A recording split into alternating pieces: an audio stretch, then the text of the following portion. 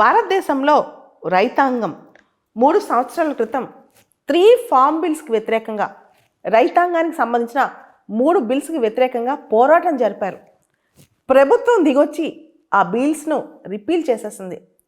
In fact అప్పట్లో పెద్ద గొడవే అయింది. మళ్ళా ఇప్పుడు రైతులు ప్రొటెస్టులు చేస్తున్నారు, ధర్నాలు చేస్తున్నారు. ముఖ్యంగా పంజాబ్, హర్యానాలోని రైతులు చాలా ప్రొటెస్టులకు దిగుతున్నారు. ఢిల్లీ బార్డర్ అట్టుడిగిపోతోంది. అంతే స్ట్రాంగ్గా పోలీసులు కూడా రెస్పాండ్ అవుతున్నారు. బార్డర్స్ అన్నీ ఆపేశారు. ఢిల్లీ చలో మూమెంట్ ఈరోజు జరుగుతుంది.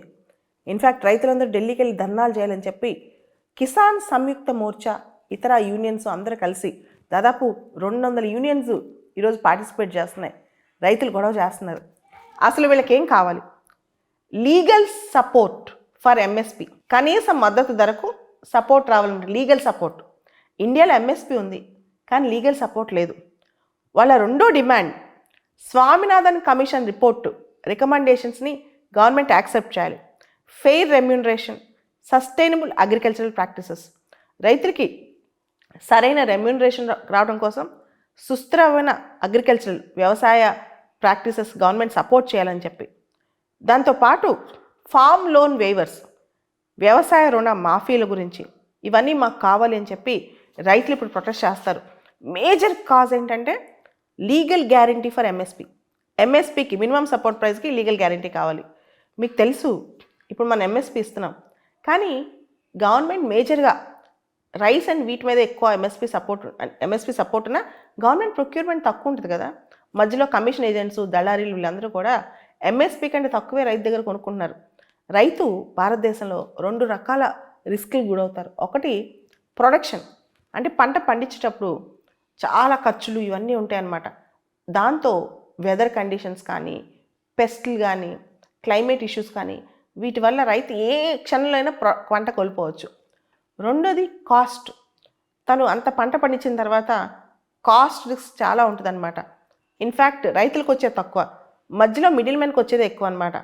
అయితే గవర్నమెంట్ కనుక ఎంఎస్పి లీగల్ గ్యారంటీ ఇస్తే, minimum support price legal guarantee ఉంటే కనుక మినిమం సపోర్ట్ ప్రైస్ కన్నా తక్కువగా ఎవరు కొనుక్కోకూడదు. దానివల్ల రైతుకు లాభం జరుగుతుంది, నష్టం జరగదు. దాంతోపాటు మినిమం సపోర్ట్ ప్రైస్ చాలా క్రాప్స్కి ఉండటం వల్ల, దానికి లీగల్ గ్యారంటీ ఉండటం వల్ల క్రాప్ డైవర్సిఫికేషన్ పెరుగుద్ది. భారతదేశంలో మనం ఎంత చేసినా నార్త్ ఇండియా వీట్ గ్యారంటీ, అంటే ఎక్కువ వీటి మీద ఎక్కువ చేస్తారు. సౌత్ ఇండియాలో రైస్, ప్యాడీ, ఇవి కాకుండా రకరకాల క్రాప్స్కి సపోర్ట్ పెరగాలంటే legal guarantee to MSP for diversified crops అనమాట. రైతులు దీని మీద పట్టుబడి కూర్చున్నారు. వాళ్ళకి లీగల్ గ్యారంటీ కావాలి. మన ఎంఎస్పి ఉన్నా సరే దానికి సంబంధించిన గవర్నమెంట్ నామకే వస్తే కానీ చాలా క్రాప్స్కి ఎంఎస్పి అనేది అందట్లేదు రైతులకి. సో రైతులకి ఇప్పుడు ఎంఎస్పికి లీగల్ సపోర్ట్ కావాలన్నమాట. దానికోసమే దేశం మొత్తం ఆందోళనలు, ముఖ్యంగా నార్త్ ఇండియాలో పంజాబ్, హర్యానాలో ఆందోళన అనమాట. అంబాలా, జింద్, ఫతేహాబాద్, కురుక్షేత్ర, సిర్సా ఈ ప్రాంతాలకు చెందిన రైతులు చాలా వరకు బార్డర్స్లోకి వెళ్ళి ఢిల్లీ దగ్గరికి వెళ్ళి ఆందోళన చేయాలని చెప్పి ప్రొటెస్టులు స్టార్ట్ చేశారు. మన దేశంలో ఇప్పుడు ఎంఎస్పి ఉదాహరణకి ప్యాడీకి చూద్దాం. వరికి ఏ గ్రేడ్ అయితే 2200 ఇస్తారు క్వింటాకి, సాధారణ బియ్యం అయితే 2100 ఇస్తారనమాట. ఇలా రకరకాల క్రాప్స్కి అనౌన్స్ చేశారు.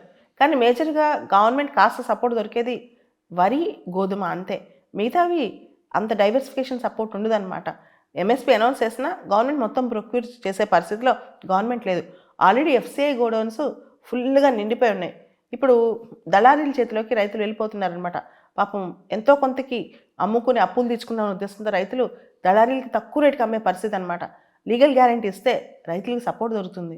అయితే లీగల్ గ్యారంటీ ఫర్ ఎంఎస్పి అనేది ఆర్థికంగా చాలా టఫ్ థింగ్ అని, అది అంత కరెక్ట్ పద్ధతి కాదని చెప్పి ఎకానమిస్టులు అంటారు.